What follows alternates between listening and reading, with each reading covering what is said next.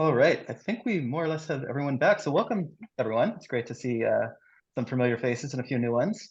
My name is Tom Kittredge. I am the coordinator for MxG, along with Liz Trice. And just to get started, so Liz has been historically managing MxG. I'm transitioning over to take over starting this month, but I just wanted to thank Liz again for all of her tireless work in managing MxG and all the amazing work she's done over the past few years. So yeah, I see some hands, so a You. little applause for her. Yay, thanks, Liz. Thank you.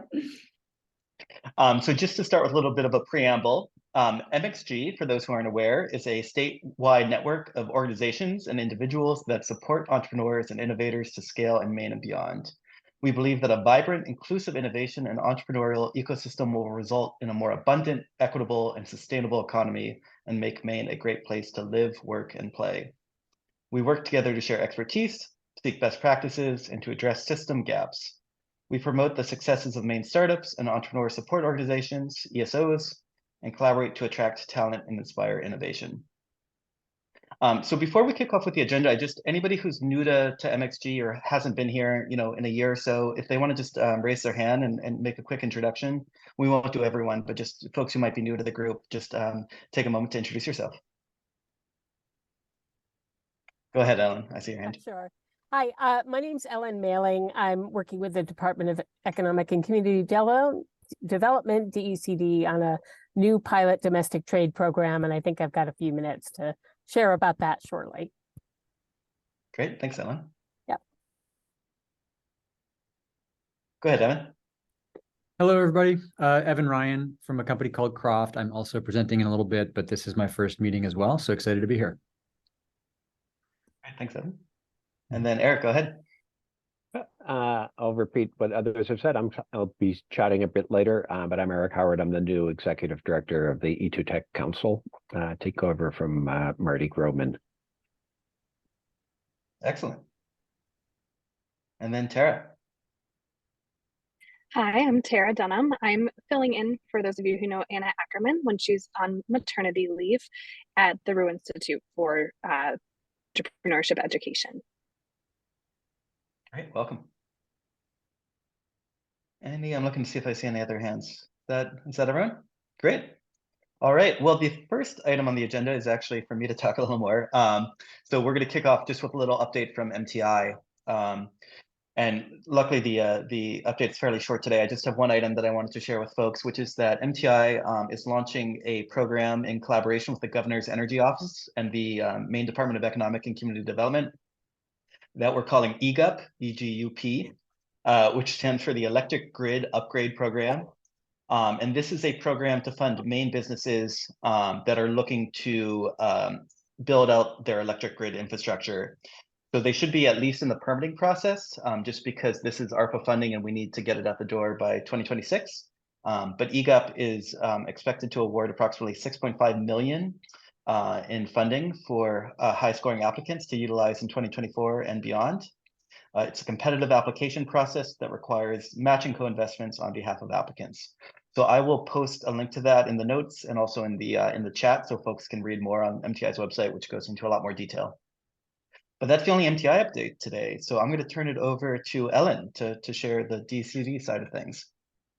Great, thank you. And I work here with the DCED team on the Office of Business Development, primarily to, again, work on advancing another Maine Jobs and Recovery Plan business development opportunity focused on domestic sales. And just to give people a little bit of background, this was a strategy that was identified in the governor's 10-year economic development strategy. Of course, we all got a little blindsided and derailed with the pandemic, but as the American Rescue Plan Act and the Maine Jobs and Recovery Plan was put together, there was a set aside to advance a specific initiative to pilot a number of different strategies to help businesses build their sales in Maine, within Maine and outside of the state domestically. So in broad terms, just to give you a brief overview, we have a special website on the DECD website on domestic trade. It we have about 10 million in funding that is going out to organizations, and a portion of that is already in play with our friends at MTI and the Maine Entrepreneurial Resource Corps. So Emily's been working on getting those work services out to specific pandemic impacted industries. So we have a list of 9 that are eligible for funding. The Maine International Trade Center is also doing a pilot domestic trade expansion program dedicated specifically on food and beverage, clean energy, and defense. There has already been funding going out through Maine Made, which is a association of makers and others, another DECD program that's been invested in specific strategies. And also with Maine Apex Accelerator. This is a group formerly known as the Procurement Technical Assistance Center. That initiative is actually specifically geared, if you don't know them already, to helping businesses access public sector funds from municipal level all the way up to federal. And on the grants program, the big news is that in another 3 weeks or so, we will be launching a domestic trade grants program for businesses. And the intent is to be able to support technical assistance, doing some work with accessing trade shows, building sales channels. And the program is administered by the Greater Portland Council of Governments in partnership with DECD.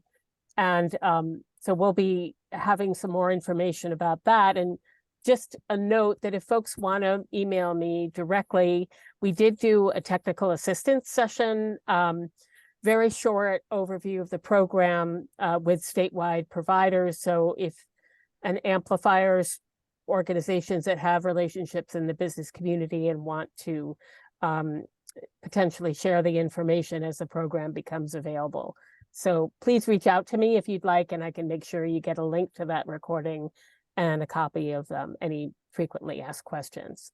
But mid-October, we're planning to launch the program and start accepting applications. Another related piece that I also wanted to mention is that we have access to market data research services. We have done industry profiles on all of our pandemic impacted industries on our list, and businesses can request support from DECD for specific needs that they have to identify potential domestic markets for their work. That's of course no charge. People can just send us an email on our website and we'll follow up and continue the dialogue there. So that's a super quick overview of things, but I did just want to introduce myself and offer happy to provide additional information or answer any questions and whatever follow-up you'd like. And I'll put my email in the chat. Yeah.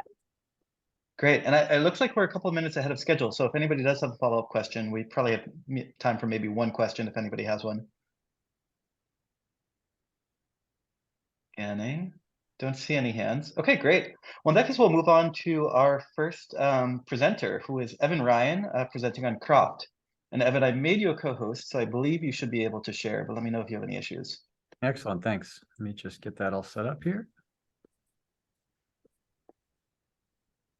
Let me know if you can see this. I'll try to go into full screen mode so it's a little bit easier. Does that work? Yep, looks good on my end. Great. Okay, hi everybody. Again, my name is Evan Ryan. I am one of 3 founders that started and run Croft. We have another 10 people in our shop and site teams, so I'm representing a lot more folks behind the scenes here. It's great to chat with you all. I'll jump into this with just a statement that we're probably all pretty aware of, which is, you know, we think about the issue we have with the construction industry, which is contributing more than 40% each year globally to greenhouse gases. The question we ask ourselves quite a bit is, what if, starting today, every building that we built actually captured more carbon and greenhouse gases than it produced? And I think that's a powerful thing for us. That's really where the mission-driven aspect of Croft sits. So that's what we're trying to do. We design and manufacture carbon-negative buildings using all natural materials, sourced locally and responsibly here in Maine, and then obviously anywhere else that we would build buildings. The problem that we're addressing is multifold. At the end of the day, when we look at the state of our economy, especially in the real estate industry, building inventory is down as well as skilled labor. This is probably something we've all experienced personally as we've tried to do renovations or build our own homes. Nationwide, housing is down 40%. We've got a gap of about 20,000 units in Maine alone, with another 500,000 units, residential units that need to be renovated in order for us to hit our carbon goals. So big gaps there. In addition to that, we have this carbon capture issue that we've all heard lots about, and that's become an imperative for the planet and for us as inhabitants. So our solution is to build prefab buildings that are made of natural materials, mostly, as much as we can, straw in particular for insulation. And we, again, source all of that as locally and responsibly as we possibly can. This is a quick look at our panels. This is an exploded diagram here on the left. And this is how our panels come together into a larger full wall system. We do full building envelopes. So we do floor, roof, and walls. So that really looks like this in the real world. Most of our projects so far have been single family homes, but we are now moving into the multifamily and commercial space with some stuff that we have coming up in 2024 and beyond. So back to carbon capture. This is a really important one for us. I think in addition to the three partners all having decades of experience in the construction industry, we've also spent a lot of time just studying buildings and building science. I guess we are nerds in that way. And the realization that we came to is that, over the last 30 years, even though we've done a lot of work on the side of sustainable construction, we've been thinking about it wrong. And I say wrong in the most respectful way. But really, we've been thinking about it from an operational carbon standpoint, which is essentially, thinking about the resources that go into the operation of the building. So how do we make these buildings do less harm by making them more efficient, which is a great thing to do. But at the end of the day, if you compare a conventionally built home, something that would be considered a track home or mobile home, to a high performance home, something in the passive house or net zero space, you're probably going to, at best, get 15% savings on carbon and greenhouse gases over the lifetime of that building, call it 100 years. And really that payback doesn't happen until year 75 because of all of the resources that go into the production, distribution, so extraction, production, and distribution of our materials, right? So at the end of the day, embodied carbon is where we think the biggest opportunity is. And in order for us to actually, lessen the amount of greenhouse gases and carbon that go into these buildings, we have to change the materials that we use. So Croft is starting to push the envelope there by replacing all of the insulation that we typically use, whether it's cellulose or pink fiberglass or mineral wool or anything else, with these natural materials, which is where we get the biggest savings. And the reason for that is just straw happens to be incredibly good at sequestering carbon. If you compare it to things like even hemp and cork and other natural materials, it still is just in heads and shoulders above. And this is a material that we've used for thousands of years as a species, right? For all different types of building, applications. We're just taking it and modernizing it into a wall system that works in a scalable way for the construction industry. So again, back to that, we capture about 55 tons of carbon for every building that we build. And what's, again, powerful about this is if you take 5% of all of the straw that gets produced in this country every year, we could insulate all new homes across the entire country, which is about 1.7 million homes a year of new construction. And that doesn't count renovations and remodels. So again, we do think this is super powerful. And in order for us to be successful and for Croft and other companies to grow in this way and to use these materials, we have to get more of our farmers to understand the value of this. Now, I think, we think about it as this is good for farmers and it's good for Croft.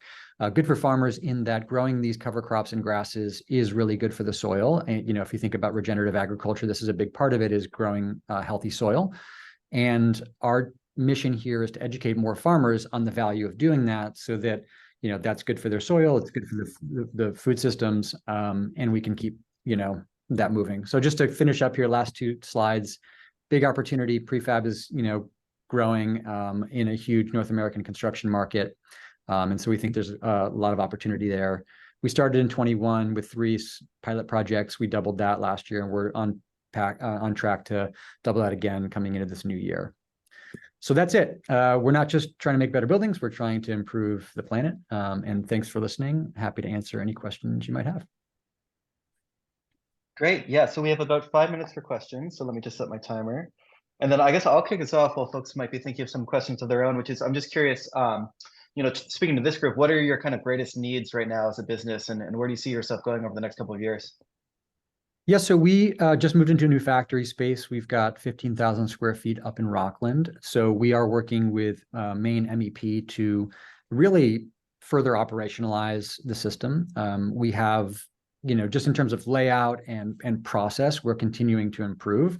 So because we have more space and because we've increased our capacity, we are looking to continue to hire for the team, both on shop and site teams. We're actually launching an apprentice program in the beginning of this coming year, which actually we won $25,000 from Skowhegan Savings Bank. We're putting that money towards the development of that apprentice program.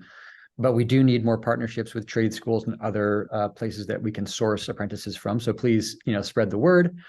In addition to that, we are constantly working on improving our product. Right now we offer two different types of panels. One is a load-bearing panel that's used for structural applications. The other one is an infill panel. And we're developing a third system. So we do have a need for funding to continue to expand operations. And really, it's just giving us the opportunity to build different types of products for different applications across the construction industry. So happy to chat with people afterwards about that growth. So, to Tom's question, we're at 12th project this year. We really want to be moving into the multifamily space, doing more developments and partnering more with builders and developers to do larger projects. The impact that we're going to have is much bigger if we can partner with larger developments instead of just doing single family one-off homes. Great, thanks, Evan. And Bobby, I see you have a question. Hi, thanks. Sorry, something happened with my camera. Evan, nice to hear that you're ready for investment. We've been waiting for that to hear that. Thanks. I have a couple of quick questions. One, and it's probably, and actually they're kind of stupid questions. I know you compress the straw. Is there anything else that needs to be done for longevity, or does it need to be replaced at some point? Are you far enough into this that you know the answer to that question for someone who's concerned about a new product? And the second one is, if the straw is being harvested by the farmers, doesn't that undo the tilling it back in piece of the regenerative? Good questions. So in terms of the material that we use for the building, I think your question is, is there anything that needs to be done to it? Is that right? Yes. Okay. I know you could put besides compression. Yeah. So the compression is really, we use that type of wall for, like I said, load-bearing walls. And what's nice about that is that it gives us a lot of flexibility on the interior of the space. So because the walls are load-bearing, we have these really big open areas that can be configured however you like. So customers will come in and, let's say we have an 800 square foot building. If somebody wants to move the bathroom upstairs and add additional bedrooms, it's really easy to do that. We don't have any limitations on the interior. So really that's all that's done to the straw. We don't add any, there's no chemicals or additives. Straw is naturally fire resistant and mold and mildew resistant. I know that's going to surprise people because most of us think about, a straw bale sitting in a wet field for, months at a time. And of course, that's going to get mildewy and moldy. But when you take straw out of the puddle of water and you keep it dry, it lasts for generations, right? I mean, again, we have examples of buildings that were built in the late 1800s in the Midwest of this country. And today people will go in and renovate those buildings. There's an article that was written last year about a couple that went in, wanted to add a window, took out the square of straw where the window was, put it on the ground, and the cows came up and started eating it. So the material, because it bioaccumulates silica in it, is naturally mold and, doesn't degrade as fast as other materials, but it's also incredibly fire resistant. We have a YouTube video. If you just search Croft straw on YouTube, you'll see the video that we did with the Owl's Head Fire Department, just demonstrating how amazing straw is with fire as well. So I hope that answers your question, Bobby. Yes, thank you. Okay, and then can you remind me of the second one? Oh, do you still get regenerative properties if you harvest the straw? Good question. Yeah. So, in some cases, if we're working with farmers that are growing grains, they're typically harvesting the grain, whether it's bulgur wheat or, rye or whatever it is, they would harvest the seed heads and that straw material becomes more or less a waste material for them. So in those cases, we're really just taking it as a waste material. And many cases, they would use that for bedding, but they're not really able to sell a lot of it for bedding or even for their own animals. So a lot of it does just go back into the fields. So even when you're harvesting it, you're still going to have material, the roots and the sort of like the leftover stalks that are going to be great for the soil. It's a nitrogen fixing material, so that's going to happen regardless. We're not leaving as much in the fields, but there is this opportunity for farmers to kind of do this rotational growing where, they can grow a field, cut it, let it sit, but then grow another field and sell that to us. So there's, not just the opportunity for farmers to improve the soil, but it's also an additional revenue stream that they wouldn't have made otherwise, which helps them link, income year to year. Great, thanks, Evan. And I think that takes us to time. So I know you have to run in a few minutes, so you won't be able to stick around for breakout rooms. But if you want to post your email in the chat, if folks can reach out with additional questions, that would be great. Certainly will. And thanks for giving me the time today. I appreciate it. Absolutely. Yeah, thanks so much for sharing.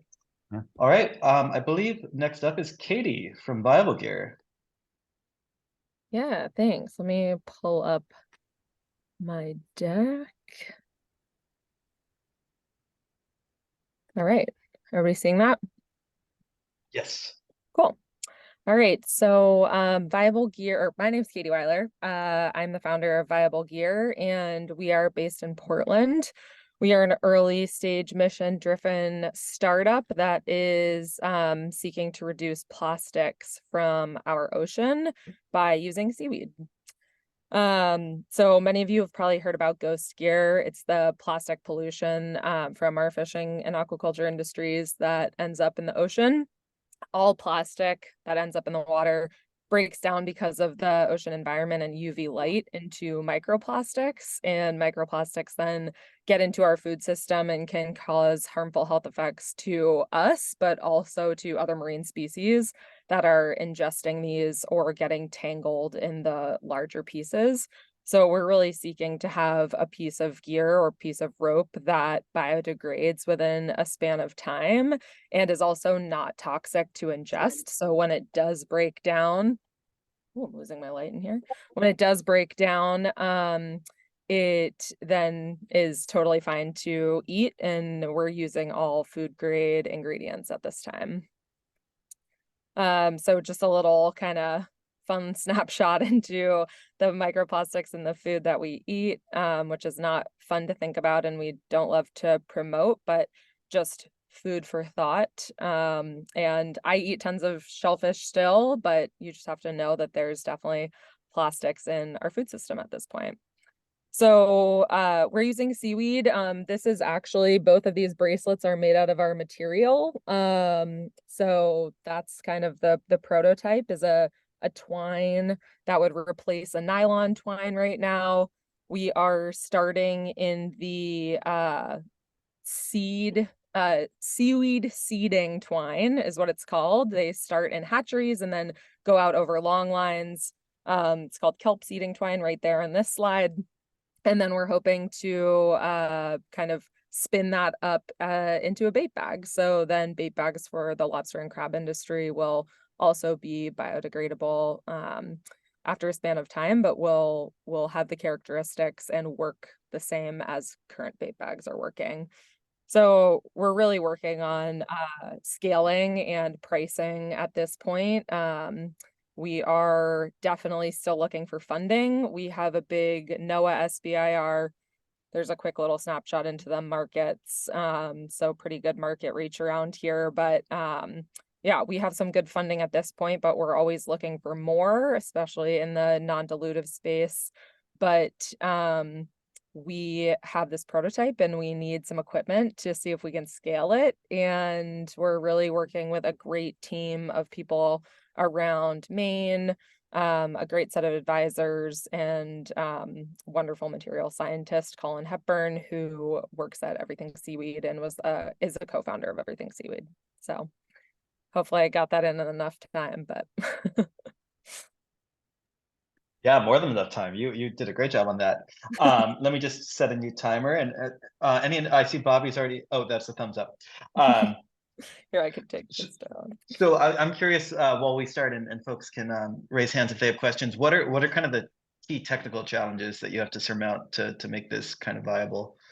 Yeah, well, yeah, the first big technical challenge was actually getting our material prototyped, and now that we're there, we really need to put it into current plastics machinery to see how it works. So that's really the next big hurdle is what does this do in an extrusion machine, and then a spinning machine. So that's the big piece of equipment that we're looking for funding for right now, because that's not built into any of our grants currently. So the next big challenge is going to be the scaling of the material. Great. And my other question is, what sort of kind of feedback have you got from the industry, in terms of kelp farmers, for example? Are they apprehensive about using something new and the potential different cost, or what's their reaction, I guess? They want it really bad, so we want to give it to them. So they're really eager to get it out on their farms and to test it out. I would say that's the aquaculture industry side, and that's pretty typical for the aquaculture industry being willing to try new things. The fishing industry is a little bit different. They're a harder industry to tap, and a lot of the people who are harvesting the ocean are ready and willing to try this if the price is right. So that's going to be the big challenge once we get to bait bags, is pricing it so it's the same as what's currently on the market. Great, thanks. Yeah. Any other questions for Katie?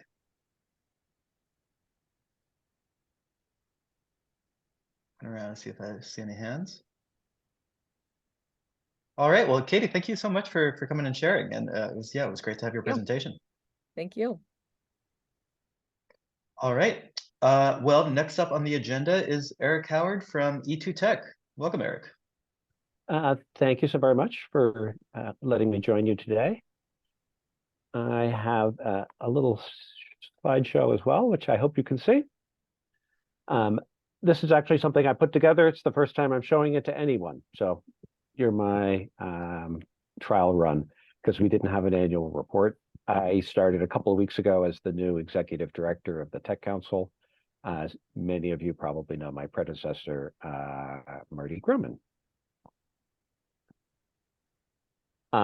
Whoops, here we go. The council has a 5-year strategic plan. We're right now about halfway through it. Obviously, COVID had an impact on us.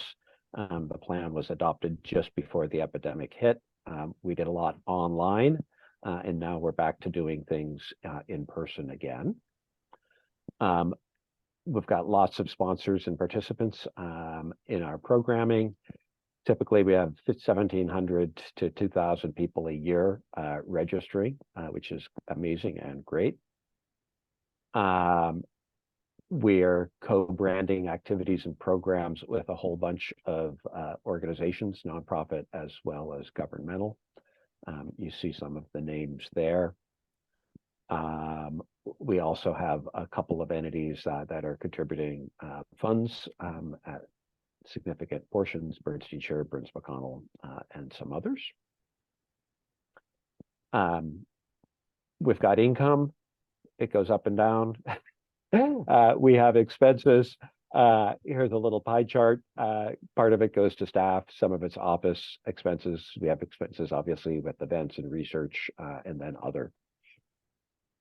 We're always looking for volunteers to help with events.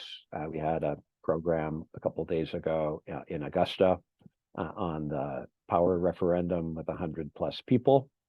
We had a program last week in Brunswick on electric vehicles, which had about 70 people, which is great. The council typically has not done much in terms of philanthropy, and that's part of my background, is figuring out how to diversify income for small nonprofits.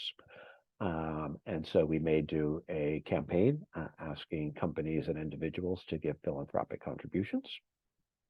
And now we do have a platinum transparency rating from GuideStar, handed.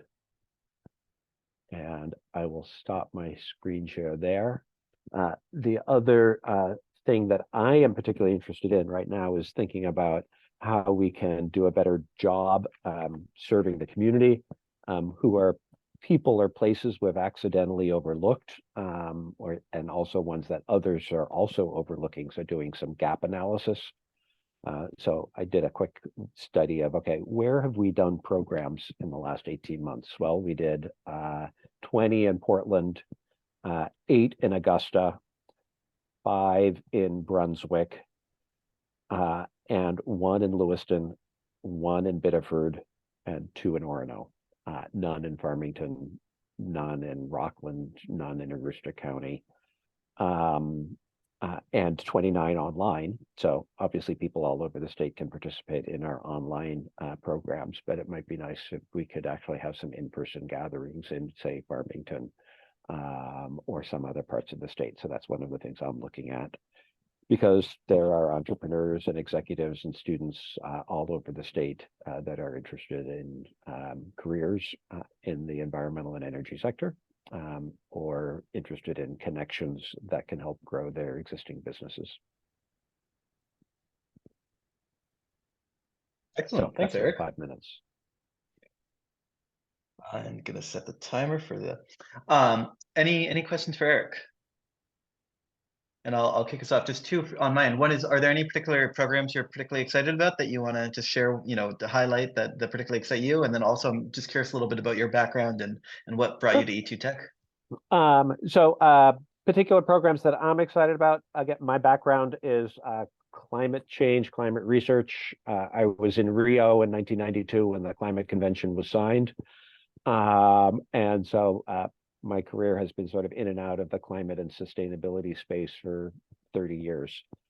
The E2 Tech Council's exciting for me because I think the board and the former staff and the people who've been affiliated with us are a fascinating group of people, and they're just doing so many exciting and interesting things that we can be doing positive things in state and also helping folks out of state be aware of what can happen.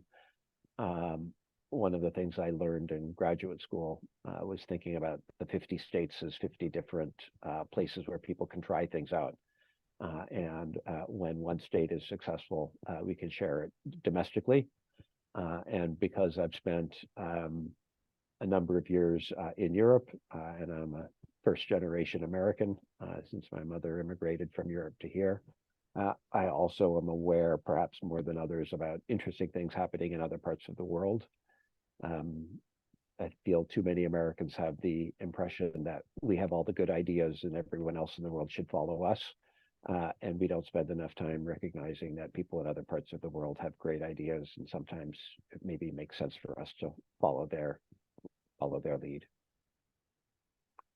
My career in Maine from 1995 to 2005 and beyond included 5 years as the head of the Maine Wood Products Association, which was an economic development group.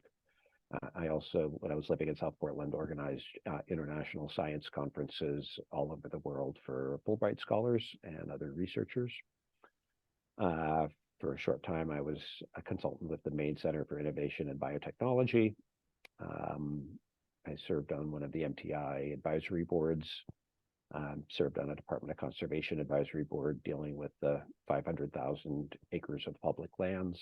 So, interesting life. And all 3 of my kids graduated from Maine high schools and are now productive participants in the adult workforce. Great, thanks, Eric. Any other questions for Eric about E2 Tech?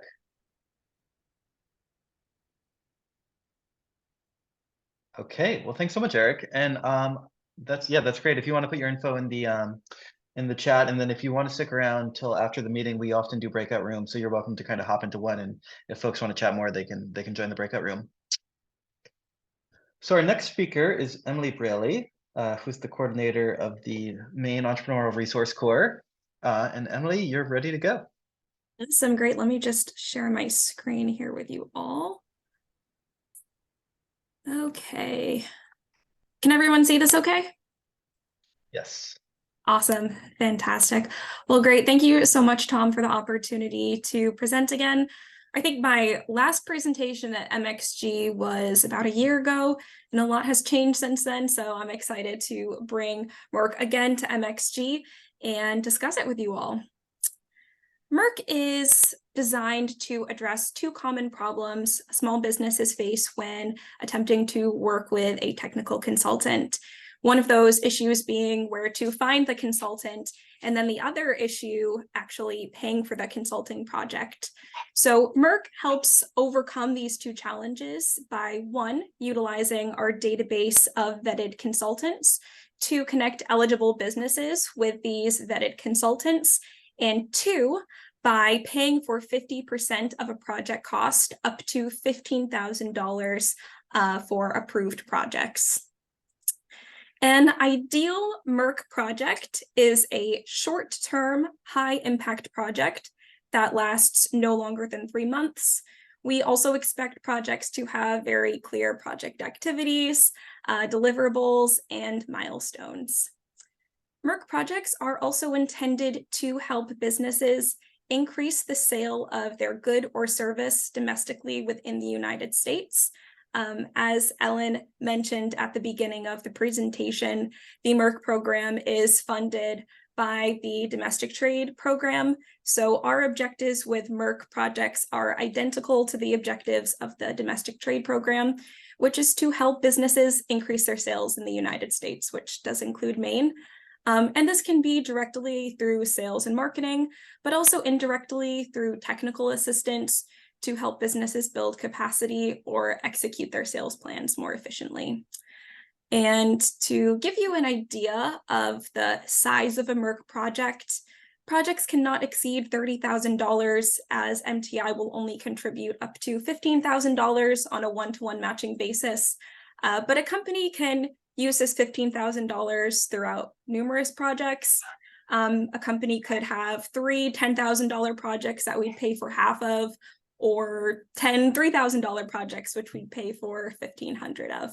So it's really up to the business and what their needs are. To be eligible for Merck funding, a company must be Maine-based and also should be a small growing company. And we define that as any business under 2 million in annual revenue. Also, as Ellen mentioned at the beginning of this presentation, we fund businesses within pandemic impacted industries. If you get these slides later, I have linked all of the pandemic impacted industries to this slide, but this is eventually determined by NAICS codes. So if you have any questions about a business's eligibility, please reach out to me and we can chat further. And finally, a business must have an active plan to expand into US domestic markets to be eligible for Merck. I think I have a few minutes left, so I want to briefly review the Merck process for any businesses who are interested or any organizations or consultants who want to refer businesses to Merck. Everything starts with an intake through MTI's website. Once a company submits an intake, we'll chat about their project, the program, and determine if the business and project is a fit for Merck. If we agree it is, the company will be invited to submit an application. Once the application is approved, a description of the project will be sent to the vetted consultants in our database to apply for and bid on. This usually takes about a week. Once this matching window is complete, then the client will receive information on all of the consultants who have applied for their project and pick whoever they think is going to be best for their project. And then it's up to the client and consultant to jointly draft a scope of work. The scope of work is really central to any Merck project, as it is where MTI will get to see what is actually going to happen in the project, where our money is going, and also to see that the project is actually addressing a challenge the company has identified in their application. And it's so important, in fact, that we will be hosting a scope of work workshop with the Association of Consulting Expertise about a month from today on Friday, October 20th. So keep an eye out for that if you're interested in learning how to draft clearer scopes of work, as it is very important to this program. Once the scope of work is approved by MTI, the client and MTI will sign a grant agreement. The project can begin, then the project ends. And once a client certifies that the project is complete, then MTI will issue a grant for 50% of the agreed upon project cost directly to the client. And I think I'm probably close to running out of time here, but I just wanted to leave this screen up that outlines all of the expertise areas where MERC can help businesses. And this is not an exhaustive list. I like to say if a business has a need that can be solved by a third party and the business and project fit all the other eligibility requirements, we can help with that through MERC. So if you have a unique project, please feel free to reach out or send a business our way and we can see what we can do to help them. And with that, I will conclude my presentation and open it up for questions if anyone has any. Great, thanks, Emily. Of course. Yeah, this is a really Emily, great resource. Emily. Oh, go ahead. Yeah, how much are you funding up to? We will contribute up to $15,000 per company on a one-to-one matching basis. So if a project is 10,000, we'll contribute 5,000. And if a project is 30,000, we'll contribute 15,000. Thank you. Of course. Emily, do you want to? I know this program rolled out about a year ago. Am I right in thinking that? How has it gone for the past year? What sort of how many folks have you served at this point? Yeah, sure. So I was actually looking at the data a few weeks ago, and we've received about 120 project requests. We've completed 54 projects, have about 30 active at the moment, and then the remaining are in various stages of contracting and applying. Let's see, we have over 100 consultants at this point, which is fantastic. So thank you to any consultants on the call right now who have joined the database. But yeah, we've had some really fantastic feedback on our consultants. We have a performance score for each consultant, which goes from 1 to 10, assessing a consultant on scope of work completion, responsiveness, professionalism, and our average score is like 9.6. So people have been very satisfied with the work that our consultants have provided so far. So I'd say this first year has been a success. Great. And do you mind going back to the slide right before this one? Certainly. So you mentioned one of the key focuses of the program is to increase sales, but some of these are very clearly linked to sales, but some of these I notice are less clearly directly linked to sales. So do you mind just talking a little bit about kind of what how you define whether or not it kind of meets that growing domestic sales criteria?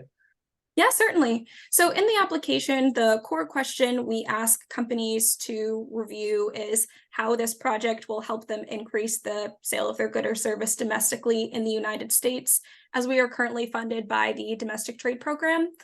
So some of these are really obviously connected, like sales or marketing. However, we have had a couple projects that maybe at first glance don't seem like they would help a company increase their sales. But I can give you an example. A lot of our or I shouldn't say a lot, but a couple of our food and beverage companies have come to MERC for third-party certification of their product, their food product, so they can sell in California, which has unique regulatory requirements, or in wholesale stores, or even in retail stores like Trader Joe's.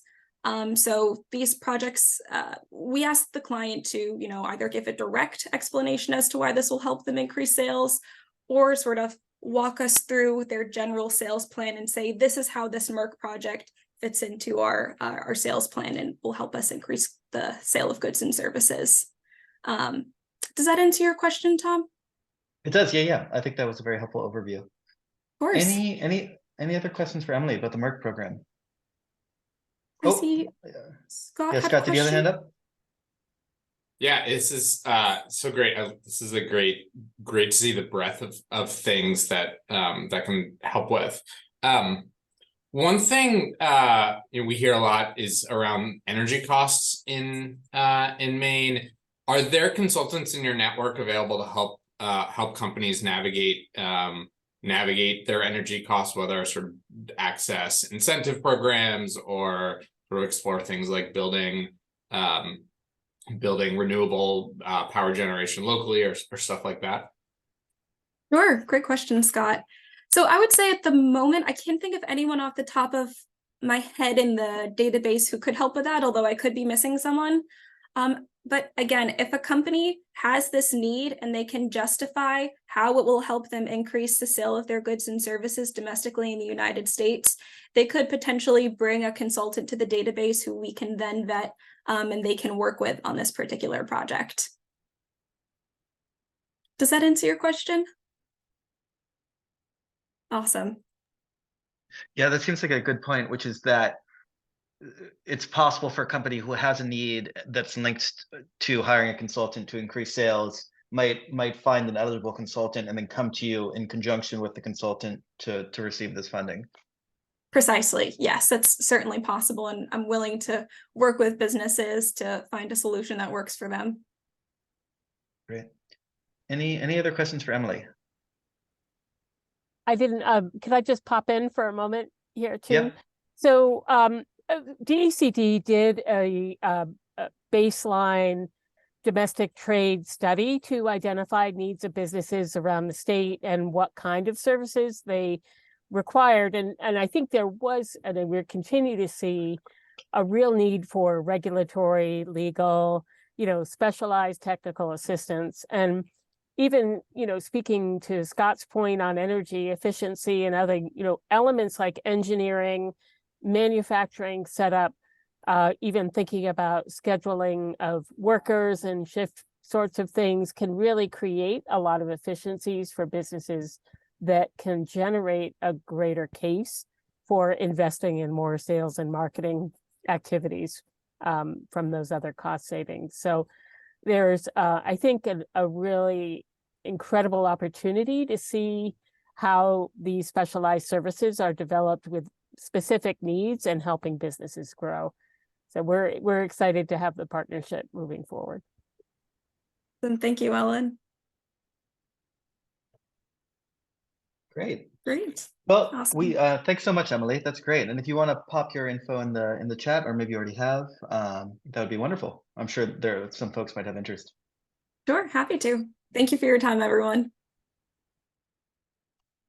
So we have a little bit of time left. So if anybody has an announcement they'd like to make on behalf of their organization about pretty much any topic, feel free. We can take the next 10 minutes or so to do that. And feel free to just raise your hand or pop out. I'd like to point out that on this call, we have 4 Leadership Portland graduates from the same class. Katie, Tom, Anna, and I all participated. So therefore, I put in the plug to attend to learn more about Leadership Portland, and it's tonight at Austin Street Brewery. Yeah, good I'm point, also Bobby. an Yeah. alum. Eric is also a Leadership Maine alum. Oh, Leadership Portland. Oh, Leadership Portland. So I'm a Leadership Maine alum. Eric, you would be a great candidate for Leadership Portland if you're around, but yeah. Yeah, and for those not familiar with either program, so Leadership Maine is, as the name implies, on a statewide level. Leadership Portland's in the greater Portland area, and they're both leadership development, but I think more specifically, they're focused on really understanding various issues that affect the particular region. So Leadership Portland focuses on everything from the education system to the criminal justice system to health and human services, economic development, and the like. So it's a really wonderful program. I think all of us who went through it really enjoyed it.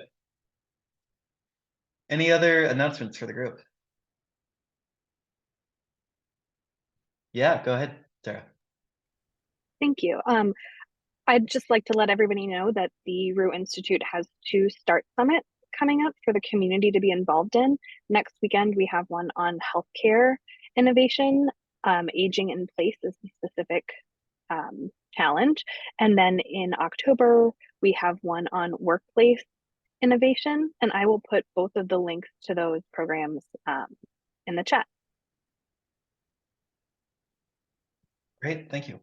And I'm realizing, so Renee Kelly of the University of Maine is not here with us today, but she asked me to share that the Foster Center for Innovation is sharing a Director of New Ventures position, and I will post that in the chat, but please feel free to share that with your network and take a look.